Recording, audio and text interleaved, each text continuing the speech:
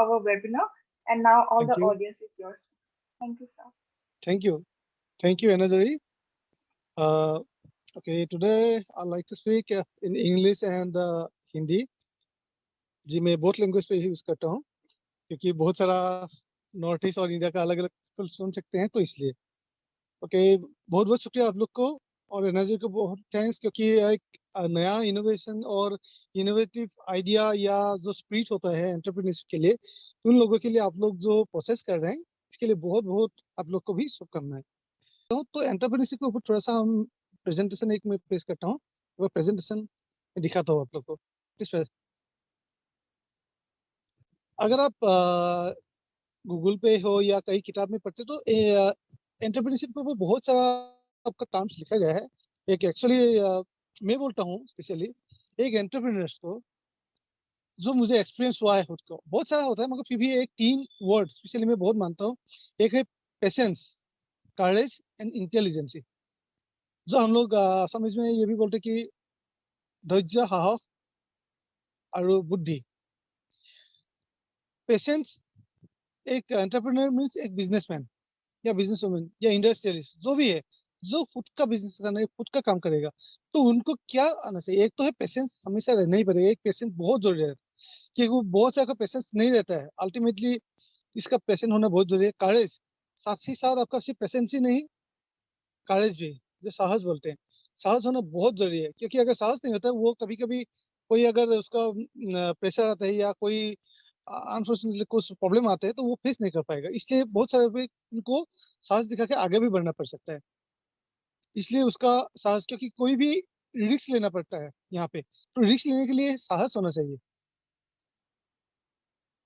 और next intelligence जो बोलते हैं हम बुद्धि या आपका जो उनका जो इंटेलिजेंस है वो कैसे यूज करे कहाँ पे यूज करे और उसको कभी कभी अगर जरूरत पड़े तो अगर ऊपर में जाना है तो उनको कुछ इंटेलिजेंसी भी दिखाना भी पड़ेगा और करना भी पड़ेगा उनको ये तीनों के मिल से ही आगे बढ़ना पड़ता है और बहुत सारा है जो इसमें हेल्प करता है स्पेशली मैं मानता हूँ ये तीन बोलता हूँ पेशेंस करेज एंड इंटेलिजेंसी तो माइंड तो एंटरप्रेन्योरशिप माइंड क्रिएटिव माइंड ये एंटरप्रेन्योरशिप माइंड ऊपर थिंक एज एंटरप्रेन्योर बहुत से बोलते हैं कि थिंक एज एंटरप्रेन्योर बहुत सारा नोवेल भी निकलता है बहुत सारे नोवेल बुक्स भी आते हैं अभी बहुत से बोलते हैं कि तुम ये पढ़ो से बोलते हैं कि तुम ये पढ़ो एवरीडे 365 डेज के लिए 365 डेज का भी एक पॉइंट निकलता है ये सब बहुत आते हैं मगर बंदे के अंदर ही अगर कोई ये जज्बा नहीं हो कि उसका पढ़ने या उसका जो थीम है उसका नहीं हो तो उसको जोर के अगर पढ़ा के उसको एंटरप्रेन्योरशिप बनाने से क्या फायदा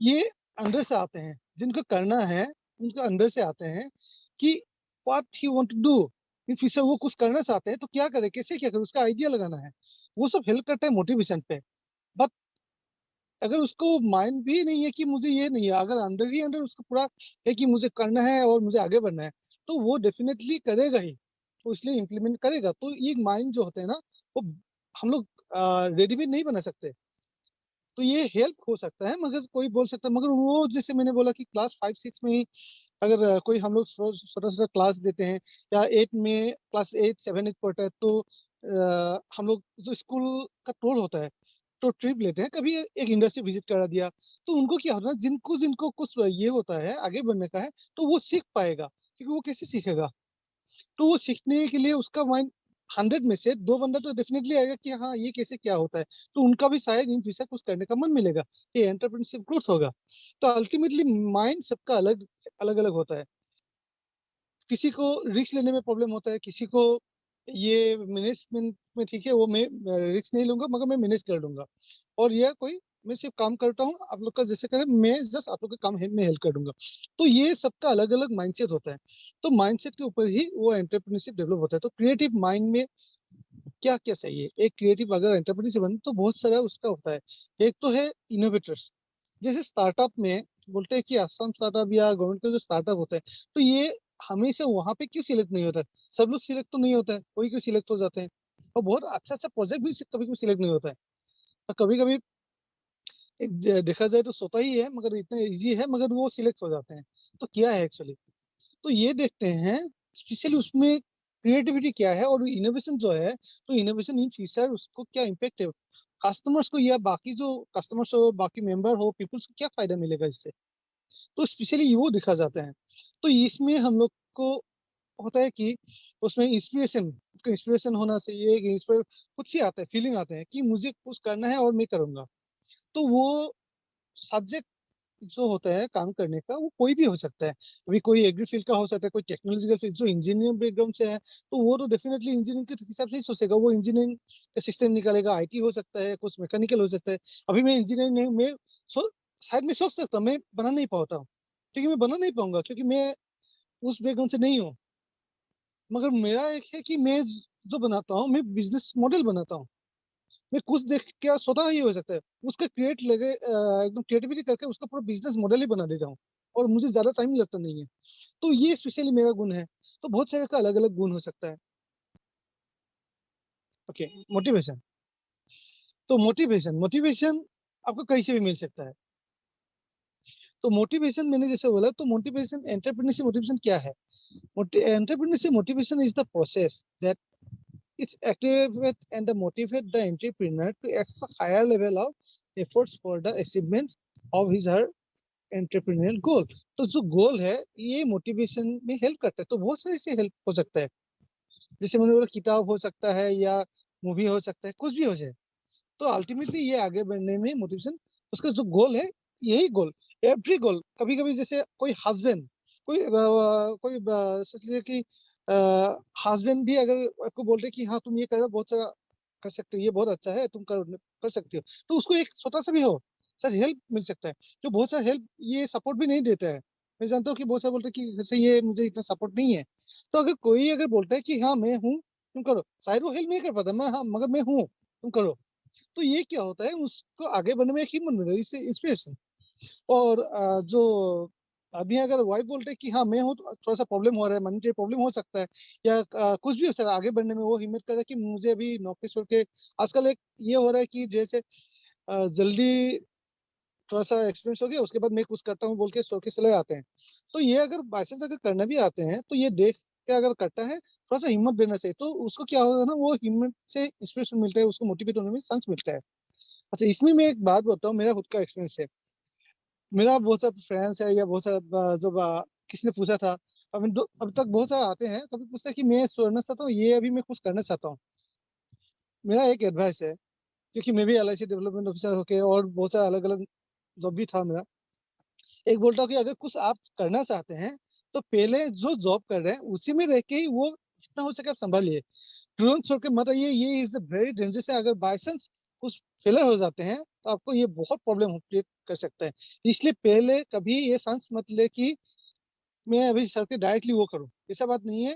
जितना हो सके आप उसी से टैकल कीजिए, जो काम कर रहे हैं उसी से, वही में रहिए, और वही से जितना हो सके थोड़ा सा कष्ट होगा, काम कीजिए, क्योंकि आप कंप्लीट जिम्मेदारी खुद पे ऊपर उठाने जा रहे हैं। तो अल्टीमेटली आपको वो लेना ही पड़ेगा। इसलिए इसका अगर 24 आवर्स में अगर आपका 18 आवर्स भी काम करना पड़े, आप कीजिए। मगर वो पहले मेरे हिसाब से मैं एडवाइस देता हूँ कि आप नौकरी जल्दी से मत चाहिए, छोड़िए। और जब आप आगे सच में बोल रहे हाँ मेरा रिजल्ट अच्छा आने लगा, ठीक है, तो शायद आपको टाइम नहीं मिला, तो आप ये नेक्स्ट स्टेप ले सकते हैं। ओके। तो इसमें दिया गया है कि मोटिवेशनल प्रोसेस, तो कुछ ट्रिक्स है मोटिवेशनल प्रोसेस पे। जैसे मैंने बोला कि एक विजन, स्टिकिंग, जो करना है उसमें ही स्टिक रहे। शायद एक या दो तीन काम कर सकता है, मगर जो भी काम करता है वो स्टिक रहे। वो एक छोड़ के ऐसा बात नहीं है, वो भी चलाए और दोस्त भी। अगर कोई बड़ा आदमी, वो अगर 100 ऑफ कंपनी चला सकते हैं, तो आप क्या 3 4 5 नहीं चला सकते? डेफिनेटली चला। अगर आपका माइंड बोलता है कि मैं कर सकता हूँ, तो आप डेफिनेटली 5 के और भी ज्यादा चला सकते हैं। तो ये आपके ऊपर, ये कॉन्फिडेंस के ऊपर डिपेंड करता है। मगर जो भी करे वो मीन्स छोड़ना नहीं है, वो स्टिक रहे, वो भी लेके जाइए, वो आपका रहना पड़ेगा। तो एक विजन रहना चाहिए कि किस हिसाब से कहाँ पे आप जाना चाहते हैं। हायर लेवल हो सकता है, कुछ भी हो सकता है। पेशन होना चाहिए, पेशन होना बहुत जरूरी है यहाँ पे। तो self confidence is the main, one of the major thing यहाँ पे।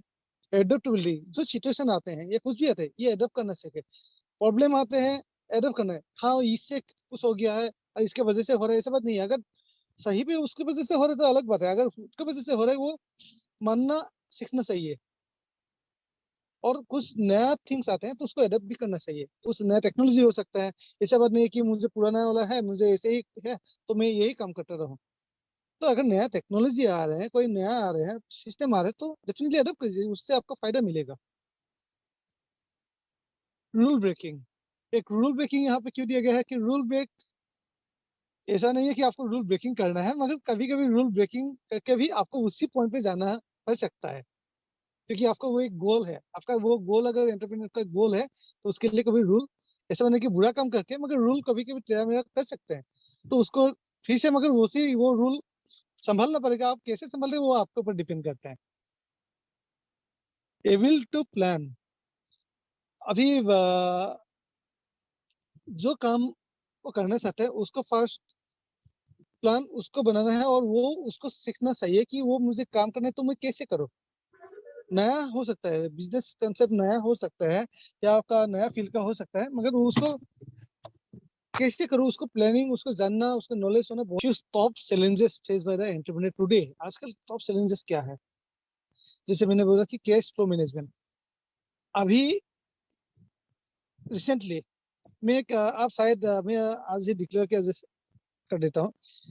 मे भी आपका विद इन शॉर्ट टाइम, 10-15 दिन के भीतर, एक हम लोग, मैंने एक दोस्त के साथ बात की कि कितना कम में, कितना सोचे कि मेरे पास एकदम पैसा नहीं है, एकदम कम में कितना एक पैसा इन्वेस्ट करके मैं काम कर सकता हूँ।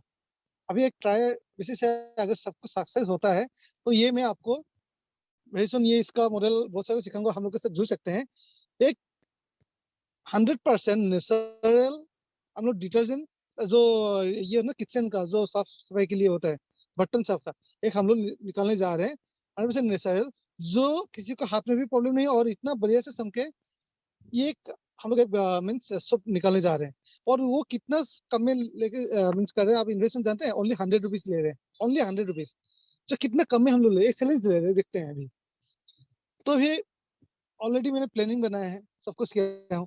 तो ये जो हम लोग करने जा रहे हैं, अगर सक्सेसफुल है डेफिनेटली मैं आपके साथ शेयर करूंगा बाद में, मगर ये ऑलरेडी हम लोग का बंद हो गया है। और वेरी सुन आई थिंक 5 रुपये 10 रुपये में हम लोग निकाल पाएंगे। देखिए 100 रुपीज में हम लोग नियर 50 पीसेस निकाल रहे हैं, बहुत बड़ा बात है। 50 पीसेस ज्यादा ही निकल रहे हैं, अल्टीमेटली वो प्रॉफिट भी है वहाँ पे, तो अल्टीमेटली ज्यादा ही निकल रहे हैं। तो ये एक है बिजनेस का। तो ये आप कुछ भी करके, जितना भी इन्वेस्टमेंट हो, आप कुछ भी कर सकते हैं, मगर आपका अगर सोचना है कि मुझे कर सकता हूँ, तो देखने आप स्टेप आगे बढ़े कर सकते हैं। उसके बाद हायरिंग एम्प्लॉयज, एक हायरिंग एम्प्लॉयज भी एक चैलेंजेस है। अच्छा होना, अच्छा एम्प्लॉयज मिलना बहुत मुश्किल है। अच्छा एम्प्लॉयज मिल रहा है तो बहुत अच्छा बात है। कभी कभी कुछ मीन्स इतना ठीक नहीं मिलता है तो प्रॉब्लम होता है। ये सब भी बहुत सुन के लेना पड़ता है, बहुत सारा डिपेंड करता है। टाइम मैनेजमेंट देखना पड़ता है, जो टास्क है, टास्क लेना पड़ता है। Choosing the what to sell, तो आप क्या सेल करना चाहते हैं या क्या सर्विस देना चाहते हैं, ये चूज करना बहुत जरूरी है। एक चैलेंजेस है क्योंकि कंपटीशन बहुत है। मार्केटिंग स्ट्रेटेजी बनाना चाहिए। कैपिटल, जो बजट है वो बजट आपको देखना है। इम्प्लीमेंटिंग द आइडियाज, कैसे इम्प्लीमेंट करूँ। पर्सनल रिस्क, कम्प्लीटली वो रिस्क तो कम्प्लीटली आपके ऊपर है, क्योंकि आपने टेक फुल लायबिलिटीज जो इतना होता है आपके ऊपर ही आएगा। पहले कहीं पे आप काम शायद कर रहे हैं या आप कुछ कर रहे हैं, ये यहाँ पे सोचिए कि 100% लायबिलिटीज आपके ऊपर ही आएगा। अभी शायद आपका घर से कुछ हेल्प मिल सकता है किसी को, मगर एक टाइम पे आप ऐसे सोचिए कि कंप्लीट लायबिलिटीज आपका ही है, ये आपका कंप्लीटली आएगा, तो क्या करेंगे? ये भी रिस्क है, ये रिस्क आपको लेना पड़ेगा अगर आप करना चाहते हैं, एक एंटरप्रेन्योर सही पे बनना चाहते हैं। ब्रांडिंग लास्ट, जो मैंने बोला कि ब्रांडिंग, तो ब्रांडिंग क्या है? ये ब्रांडिंग में प्रोडक्ट के ऊपर ही नहीं बोल रहा हूँ, ये पर्सनल ब्रांडिंग भी हो सकता है। तो branding is the process of creating a strong positive perception of A company. यहाँ पे कंपनी देगी, ये शायद आपका खुद का भी हो सकता है, क्योंकि सर्विस हो रही है, कुछ भी है, ये आपका ऊपर भी डिपेंड रहता है, आपका ब्रांडिंग कर सकते हैं। प्रोडक्ट को भी कर सकते हैं। मेरा एक ड्रिंक है, ब्लैक हॉर्न। मेरा ड्रिंक है, ये इंडिया में शायद one and only Pal based natural energy drink बनाते हैं, और मैं असम स्टार्टअप में ये सिलेक्टेड है ऑलरेडी। तो ये already all over the world के लिए हम लोग फ्रेंचाइजी मॉडल बना रहे हैं, ऑलरेडी हम लोग अभी ट्राई कर रहे हैं। तो ये कम्प्लीटली अभी किड सेगमेंट बना रहे हैं। पाल बेस्ड है, ये एक एनर्जी ड्रिंक, मार्केट में ऑलरेडी आर्टिफिशियल था, अभी हम लोग पाल बेस्ड नेचुरल बेस्ड ला रहे हैं। जो 100% मिनरल्स होते हैं। तो ये क्या होता है, ब्रांडिंग, हम लोग उसके ऊपर ध्यान दे रहे हैं। अभी हम लोग नेक्स्ट स्टेप थाईलैंड ये और जर्मनी ये सब में हम लोग यूरोप कंट्रीज, थाईलैंड ये सब में भी हम जाना चाहते हैं, मगर 2 साल के बाद शायद जाएंगे। मगर अभी से मैं ये कर रहा है एडवर्टाइज, क्योंकि नाम तो पहले जान ले, एक ब्रांडिंग कर रहा हूँ। तो ये बात है कि आप ब्रांडिंग तो आपको भी हो सकता है और प्रोडक्ट का भी ब्रांडिंग हो सकता है। जैसे अभी देखिए मैं यहाँ पे बोल, ये प्रोडक्ट जो मैंने बोला कि ये ला रहा हूँ सोप, अभी तो मैं एक ब्रांडिंग कर दिया, नाम शायद अगर बोल दूं तो ये ब्रांडिंग हो जाएगा, वो भी नाम झकास बोल के, एक ब्रांडिंग हो गया, एक मैंने पॉपुलर कर दिया। तो ये हम लोग कुछ मॉडल है जो हम लोग पूरा इंडिया पे सप्लाई करेंगे। तो ब्रांडिंग ये है। तो इट्स प्रोडक्ट्स और सर्विसेज हो सकता है in the customers mind bye